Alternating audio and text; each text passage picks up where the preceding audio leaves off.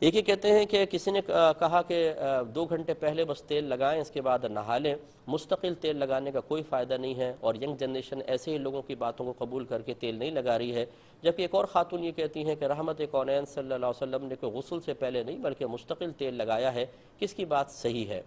یقیناً یہ دوسری خاتون کی بات صحیح ہے، تیل کے بہت زیادہ فائدے ہیں، اور کوئی فائدہ نہ بھی ہو تو میرے آقا صلی اللہ علیہ وسلم سے جب کسی عمل کو نسبت ہو جائے یا کسی عمل کی میرے آقا صلی اللہ علیہ وسلم سے نسبت ہو جائے تو اس پر تنقید کے دروازے بالکل بند ہو جاتے ہیں، اور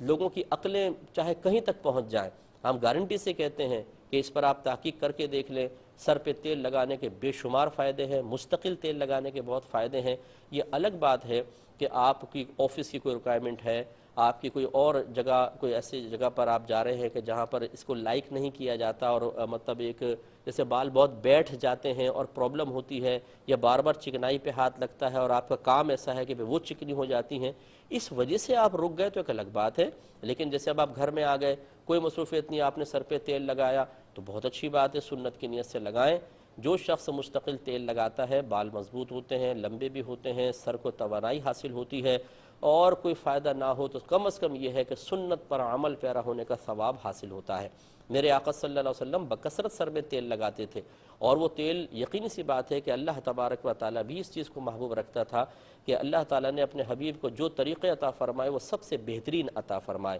تو ان طریقوں پر طنز کرنا، ان پہ اعتراض کرنا گویا کہ اللہ تبارک و تعالیٰ کے عطا کردہ سب سے بہترین طریقوں پر اعتراض کرنا ہے، اور ایسا شخص کم از کم بہترین نہیں ہو سکتا، بدترین تو آپ کہہ سکتے ہیں کہ جو نبی سے نسبت رکھنے والی چیز کو اور اس نسبت کو سننے کے باوجود بھی یہ کہے کہ یہ سب بیکار باتیں ہیں، معاذ اللہ ثم معاذ اللہ،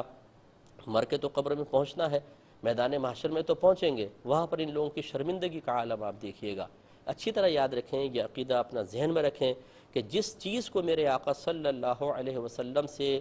ذرا سی بھی نسبت حاصل ہو جائے اسے نگاہ حقارت سے دیکھنا، اس پہ طنز کرنا، اس کے بارے میں بری بات کہنا، یہ بہت سخت حکم رکھتا ہے، اور یہ ہو سکتا ہے کہ ایسا شخص اس بدتمیزی اور بے ادبی کی وجہ سے دار اسلام سے بھی خارج ہو جائے، اس لیے ایسا نہیں کرنا چاہیے۔ یہ کہتی ہیں کہ بعض لوگ قرآن پڑھ رہے ہوتے ہیں تو پھر